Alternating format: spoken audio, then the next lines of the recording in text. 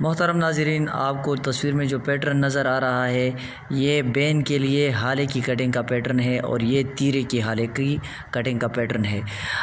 ये हमने यहाँ से यहाँ तक 3 इंच का माप लिया है, यहाँ से यहाँ तक 3 इंच का पैमाइश ली है और फिर यहाँ से यहाँ तक 1.3 सेंटीमीटर और यहाँ से यहाँ तक 1 इंच यानी 1 इंच और फिर इन तमाम निशानात को हमने आपस में मिला दिया है।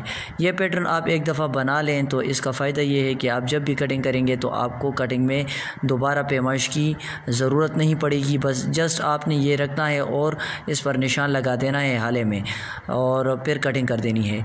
ये आप अपने लिए बना सकते हैं, हमने पूरी वीडियो अपलोड भी कर दी है। ये किस तरह बनाया है आप ये बना लें, कागज़ से बना लें और फिर अगर आप चाहें तो फर्नीचर वाले से इसका इसी शेप में फर्मा भी बना सकते हैं। बहुत शुक्रिया आपकी समातों का और हमारे चैनल को ज़रूर सब्सक्राइब करें।